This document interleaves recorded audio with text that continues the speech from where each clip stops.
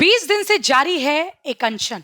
शरीर कमजोर हो रहा है, लेकिन हौसला अब भी मजबूत है। जंतर मंतर पर सोनम वांगचुक की लड़ाई अब देश की बहस बन चुकी है। जंतर मंतर पर सिर्फ एक आंदोलन नहीं चल रहा, यहाँ सवाल है छात्रों के भविष्य का, जवाबदेही का और लोकतंत्र में संवाद का। कुणाल कामरा के बयान से गरमाई बहस, विपक्ष के समर्थन से बड़ा सियासी तापमान। एक तरफ अनशन पर बैठे सोनम वांगचुक, दूसरी तरफ सरकार की चुप्पी। क्या बातचीत से निकलेगा समाधान? नमस्कार, स्वागत है आपका आरएनआई न्यूज में। दिल्ली का जंतर मंतर, जहां लोकतंत्र की आवाज अक्सर बुलंद होती है, आज वहीं एक ऐसी लड़ाई जारी है जो अब सिर्फ एक आंदोलन नहीं बल्कि देश भर में चर्चा का विषय बन चुकी है। सामाजिक कार्यकर्ता सोनम वांगचुक का अनशन आज 20वें दिन में प्रवेश कर चुका है। लगातार 20 दिनों से अपनी मांगों को लेकर भूख हड़ताल पर बैठे सोनम वांगचुक की सेहत को लेकर चिंता बढ़ती जा रही है। समर्थकों की भीड़ लगातार जंतर मंतर पहुंच रही है, लेकिन सरकार की ओर से अब तक कोई आधिकारिक प्रतिक्रिया सामने नहीं आई है। यही वजह है कि आंदोलन अब राजनीतिक और सामाजिक दोनों स्तरों पर बड़ा मुद्दा बन चुका है, जहां एक और विपक्षी दलों के कई बड़े नेता जंतर मंतर पहुंचकर सोनम वांगचुक से मुलाकात कर अपना समर्थन दिया। आपको बता दें कि आम आदमी पार्टी के राष्ट्रीय संयोजक अरविंद केजरीवाल ने जंतर मंतर पहुंचकर सोनम वांगचुक से मुलाकात की। इतना ही नहीं, किसान नेता राकेश टिकैत, भीम आर्मी प्रमुख चंद्रशेखर आजाद, जम्मू कश्मीर के मुख्यमंत्री उमर अब्दुल्ला समेत कई बड़े नेता अपना समर्थन जता चुके हैं। कांग्रेस सांसद शशि थरूर ने भी उनके समर्थन में पत्र लिखकर सरकार से संवाद की अपील की है। इसी बीच stand up comedian Kunal Kamra भी जंतर मंतर पहुंचे और प्रदर्शनकारियों को संबोधित किया। अपने भाषण के दौरान उन्होंने लोकतंत्र, संविधान और जनता की आवाज को लेकर कई बड़ी बातें कही।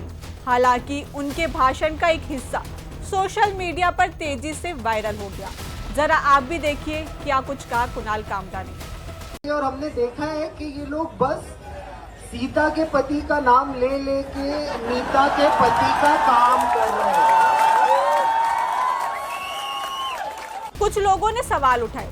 कई इंटरनेट यूजर ने ये पूछते हुए प्रतिक्रिया दी कि आंदोलन के मन से धर्म से जुड़ी बातें क्यों कही गई। इस बयान के बाद सोशल मीडिया पर बहस छिड़ गई और कुणाल कामरा को ट्रोल भी किया जाने लगा।